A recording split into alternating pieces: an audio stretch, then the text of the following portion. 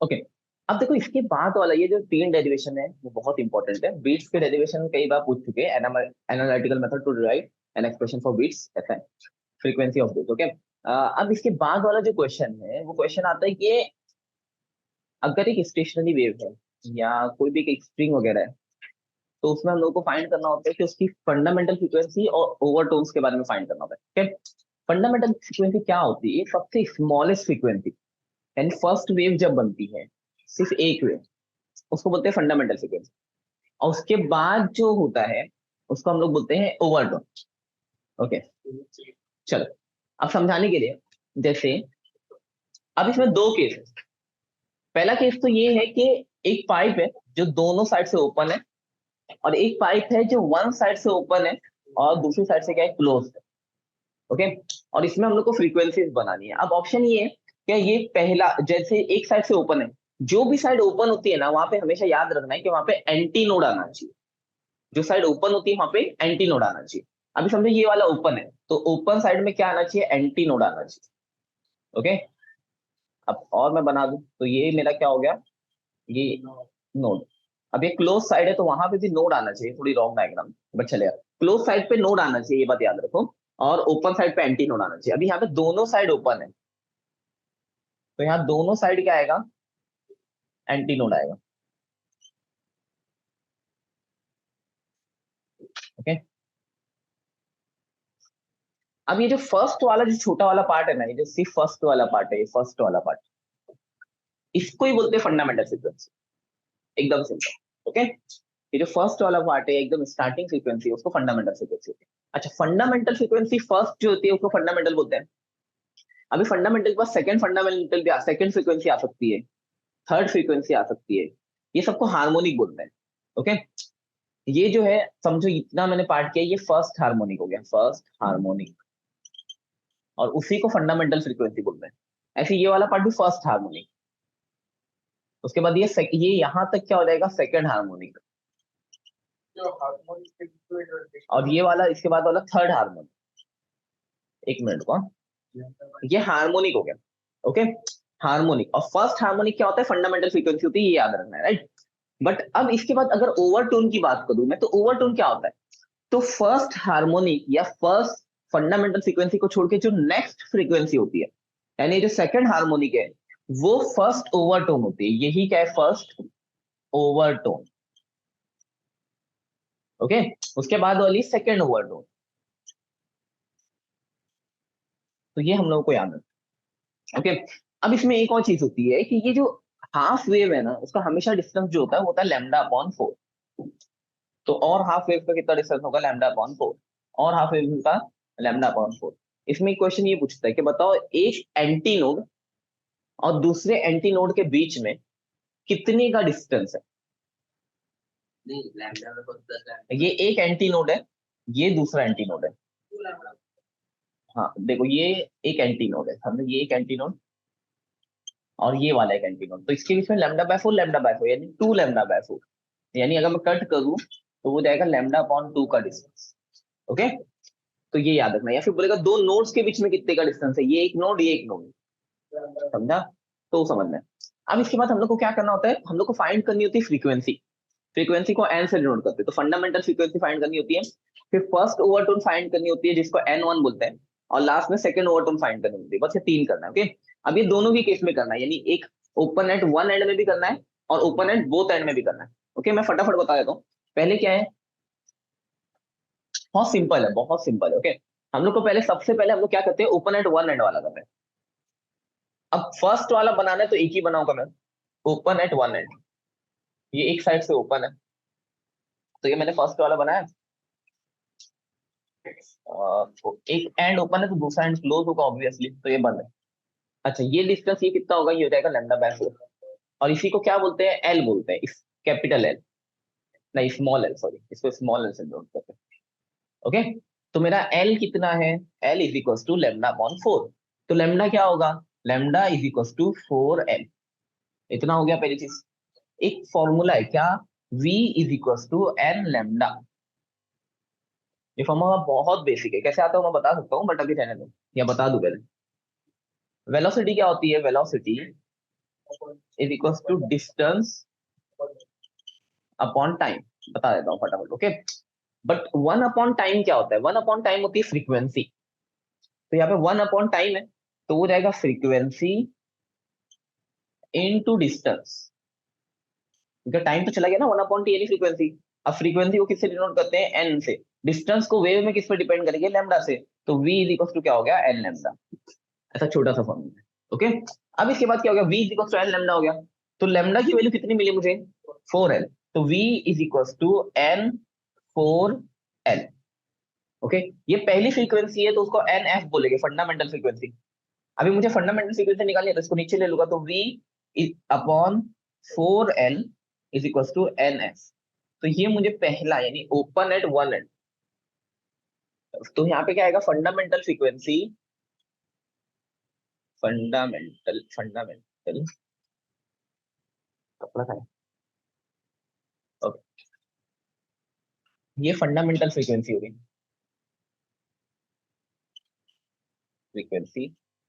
And overtone हो गए, दो ओवरटोन है, फर्स्ट सेकेंड ओवरटोन, ये हम लोग को निकालनी है। तो अभी तो मैंने फंडामेंटल फ्रीक्वेंसी निकाला फर्स्ट, ओके। तो ये फंडामेंटल फ्रीक्वेंसी होगी। अच्छा, इसमें एक छोटी सी चीज है जो मैंने तुम लोगों को नहीं बताई, वो उसी को कहते हैं एंड करेक्शन। एंड करेक्शन क्या होता है? एंड करेक्शन भी समझ लो, ये एक एक्स्ट्रा पार्ट है। एंड करेक्शन क्या होता है? एंड करेक्शन का मतलब ये होता है कि एक स्मॉल सी चीज, जैसे ये पाइप है ना, तो ये एग्जैक्टली पाइप को ओपन होना चाहिए जहां पे एंटी नोड बने। ये एंटी नोड है, मैंने बताया ना, जहां पे पाइप का एंड ओपन रहता है वहां पे एंटी नोड बनता है। तो ये एग्जैक्ट बनना चाहिए, बट ऐसा होता नहीं है। वो थोड़ा है ना पहले बन जाता है, यानी वो लेंथ से पहले क्या हो। तो नोड जो होता है ना, ये एंटी नोड जो होता है वो लेंथ से पहले बन जाता है ये। तो थोड़ा सा गैप हो जाता है, वो गलत हो जाता है। तो उस वजह से हम लोग क्या करते हैं, उसमें एंड करेक्शन होता है, वो ऐड कर देते हैं लेंथ। तो पाइप की एक्चुअल लेंथ जो होती है वो कैपिटल एल होती है, और वो निकालने के लिए हम लोग उसमें कुछ ऐड करते हैं जिसको ई बोलते हैं, एंड करेक्शन। तो क्या वो एंड पे एंटी नोड नहीं बन पाया, एकदम एंड पे एग्जैक्ट एंटी नोड बनना चाहिए, वो नहीं फॉर्म हो पाया, इसलिए हम लोग क्या करते हैं उसमें एंड करेक्शन को ऐड करते हैं। एंड करेक्शन की वैल्यू क्या होती है? ई इज इक्वल टू होता है 0.3 डी। डी का मतलब होता है डायमीटर ऑफ पाइप, ओके। तो यहाँ पे एल प्लस ई लिख दो, या फिर सॉरी कैपिटल एल निकालना है ना, तो capital L is equal to small L plus E लिख दो, या स्मॉल एल प्लस 0.3 डी लिख सकते हैं, ओके। और अगर एक तरफ से ओपन है तो एक बार 0.3 डी को ऐड करते हैं। अगर दो तरफ से ओपन है तो दो तरफ से हम लोग ई को ऐड करेंगे। यहाँ पे देखो एक ही बार ऐड किया मैंने ई को। अगर दोनों तरफ से ओपन है यानी दोनों तरफ से एंड करेक्शन करना है तो दो बार ई को ऐड करते हैं, ओके। तो एक काम करते हैं, अब क्या करेंगे, देखो एल, यहाँ पे स्मॉल एल है ना। हाँ मैंने गलत लिखा, स्मॉल एल नहीं होना चाहिए, कैपिटल एल होना चाहिए। कैपिटल एल सब जगह कैपिटल एल, और कहाँ पे कैपिटल एल। तो क्या होगा, बाद में मुझे कैपिटल एल को स्मॉल एल के फॉर्म में लिखना है, तो N S is equal to V upon 4 और स्मॉल एल प्लस ई, ऐसा लिख दूंगा मैं। तो ये मेरा पहला फंडामेंटल फ्रीक्वेंसी का डेरिवेशन हो गया। समझा ये इतना? ओके, चलो उसकी फोटो ले लो तो ले लो।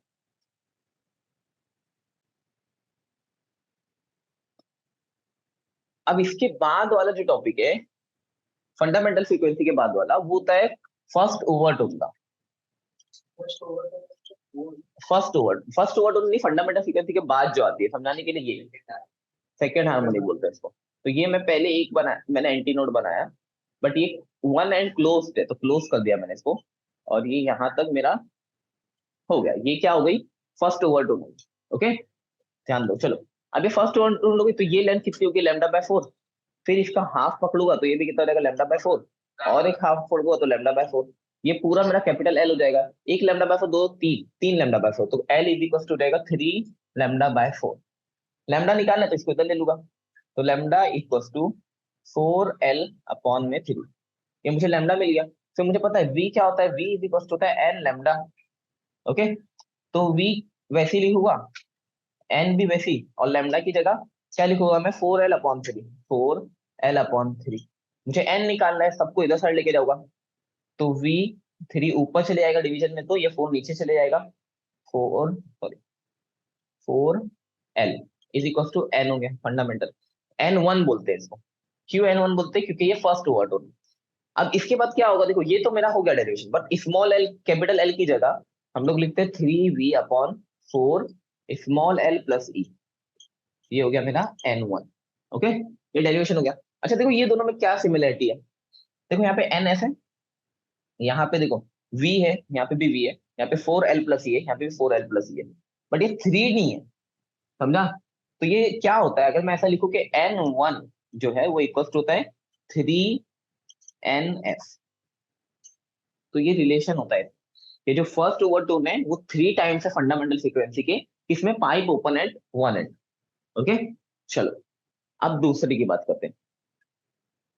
इसके बाद ये थर्ड वाला करते हैं, मैं इसको यहीं पे बना सकता था, चलो यहीं पे एडजस्ट कर लेते हैं, मैं इसको डायग्राम को चेंज कर देता हूँ। क्या करना है हम लोग को, ये बनाना है ना, तो ये क्लोज कर दिया मैंने।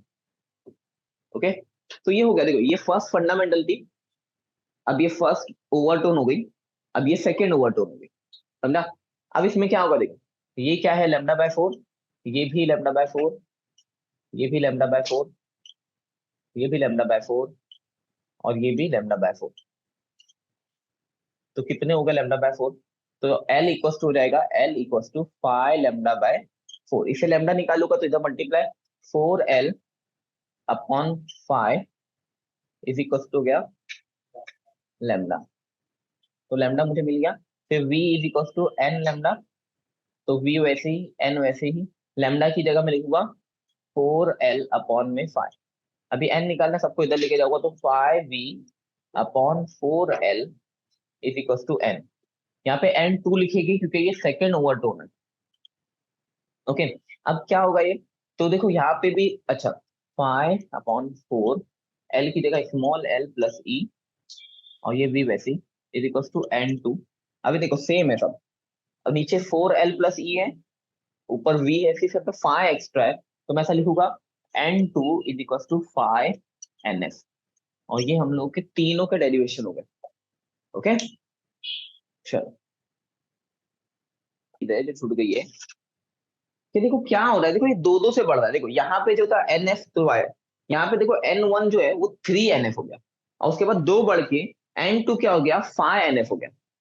दो दो का डिफरेंस हो रहा है ना, इसमें क्या फिर से बताओ, पहला एक है, दो यहाँ पे 3 हो गया, यहाँ पे 5 हो गया, तो दो दो से बढ़ रहा है, तो इसको हम लोग क्या कर सकते हैं, ऐसा लिख सकते हैं कि एनपी जो है वो इक्वल टू होगा 2p+1n, यानी NF ले लो, यानी 2p+1 किस लिए लेते हैं, ई ऑड नंबर्स के लिए, एनपी मतलब जो भी फ्रीक्वेंसी चाहिए तुमको, अभी यहाँ पे मैंने N2 निकाला ना, एन अगर 10 रख दूं मैं यहाँ पे, तो वो हो जाएगा 2 × 10+1, पी की जगह पे जो भी नंबर रखोगे उसका एनएफ के साथ रिलेशन मिल जाएगा। स्टार्ट करते हैं। अब इसके बाद जो दूसरा है वो है फंडामेंटल, यही वापस से निकालना है, बट अब मुझे pipe open at both and का निकालना है, पाइप ओपन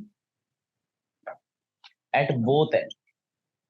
अब बोथ एंड में क्या होगा, देखो डिफरेंस क्या आएगा, कि मुझे दोनों तरफ से पाइप को ओपन ही रखना है। ओके, अब पाइप जहां पे भी ओपन होता है हम लोग को पता है वहां पे क्या आता है, वहां पे एंटी नोड आता है, तो एंटी नोड कैसे आएगा, देखो ये यहाँ पे दोनों में एंटी नोड ही चाहिए मुझे, नोड नहीं चाहिए। ओके, तो ये ओपन एंड ओन है, तो ये फंडामेंटल है, यानी ये फंडामेंटल हो गया इसमें, समझा? तो अब देखो डायरेक्ट स्टार्ट करता हूं मैं, ये क्या हो जाएगा, ये भी λ/4, ये भी λ/4, तो स्टार्ट करते हैं, L is equal to 2 λ/4, cut करना है तो कट कर दो, नहीं करना है मत करो, तुम्हारे मन में कट कर देते, 2 ओके, तो L इज इक्वल टू λ/2, तो लैम्डा इज इक्वल टू क्या हो जाएगा, 2L हो जाएगा, तो लैम्डा मुझे मिल गया। फिर वापस से V is equal to N lambda, तो N इंटू लैम्डा कितना है, 2L, तो फिर 2L को उधर लेके चले जाओगे तो N is equal to V/2L, इसको NF बोल देंगे, ये मेरा फर्स्ट हो गया। चाहे तो मैं L की जगह वो लिख सकता हूँ NF is equal to V/2L+E। Okay, ये पहला हो गया। अब दूसरा भी करते हैं, कहाँ पे करूँ, यहीं पे कर देते हैं, एकदम सिंपल है। क्या है दूसरे वाले में, ऊपर डायग्राम बना लो कि नीचे तुमको समझ में आने, ये है।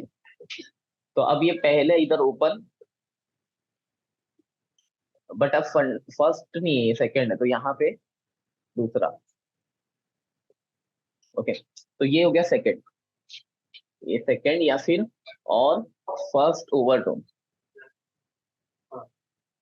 ऐसे सेकंड मान लिखो डायरेक्ट लिखो first overtone, second fundamental frequency first overtone होती है।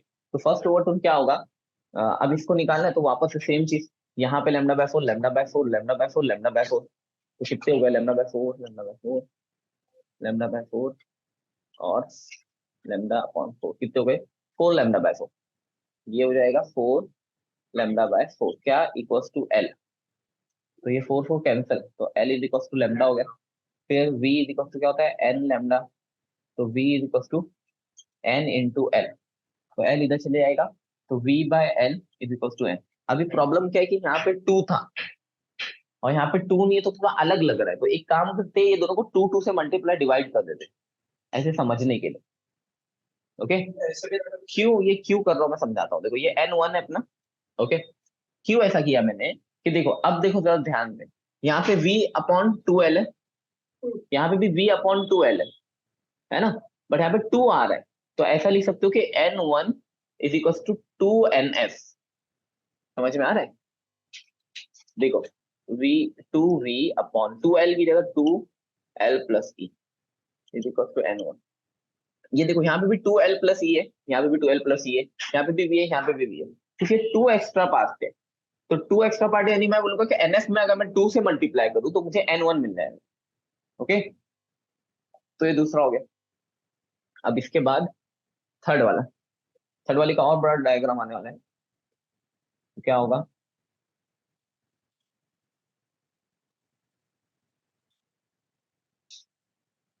तो ये तो 2 ही है ना अभी तक।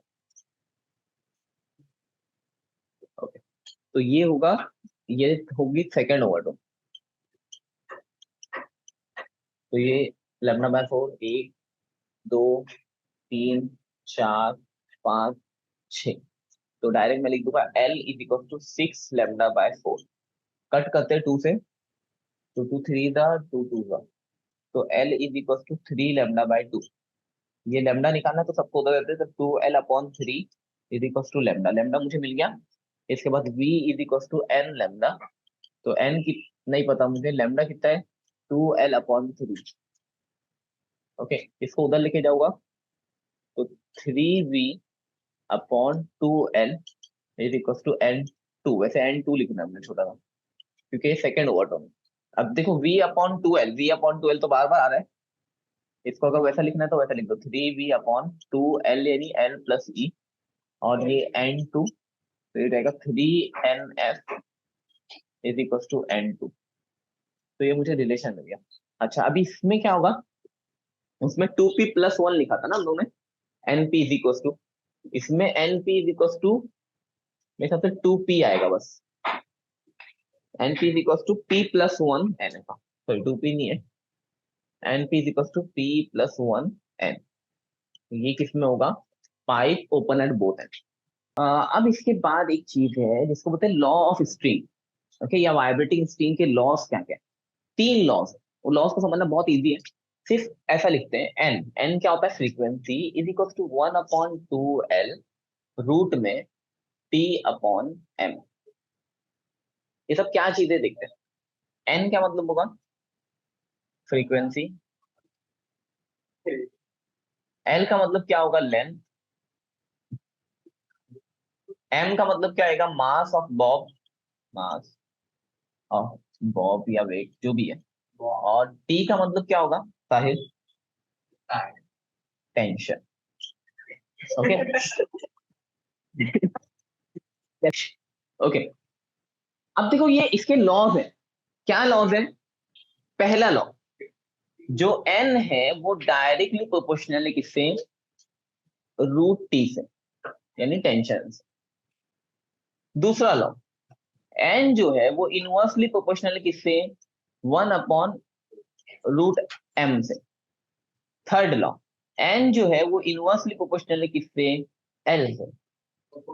ये फॉर्मूले से दिख रहा है मुझे, देखो फॉर्मूला ध्यान दो, टू कांस्टेंट होता है ना, नंबर की कोई वैल्यू नहीं है, तो देखो यहाँ एन ऊपर है एल नीचे है, तो मैं बोलूंगा एन इज प्रोपोर्शनल है 1/L से। यहाँ पे एन ऊपर है रूट में टी है, तो N is proportional to root में टी ऊपर, यहाँ पे एन है, यहाँ पे 1 बाय अपॉन रूट में एन है, तो 1 अपॉन, एकदम सिंपल। ये 3 लॉस 3 मास के लिए आ सकते हैं, एक एक मास के लिए। ऐसे कुछ ओके, बस ये 2 की वैल्यू नहीं, 2 कांस्टेंट है, कांस्टेंट की वैल्यू कांस्टेंट है, वो वेरी नहीं होगा। What are the laws of vibrating string, इसमें दिया होगा मैंने पेपर में, ओके बताओ बाद में। अभी इसको इसको बोलते हैं लॉ ऑफ टेंशन, ये वाले को लॉ ऑफ टेंशन, इसको बोलते हैं लॉ ऑफ, इसको बोलते हैं लॉ ऑफ डेंसिटी भी बोलते हैं इसको। देखो मास को डेंसिटी भी बोलते हैं, याद रखो। और लास्ट वाला है law of length, law of length. ये तीनों लॉज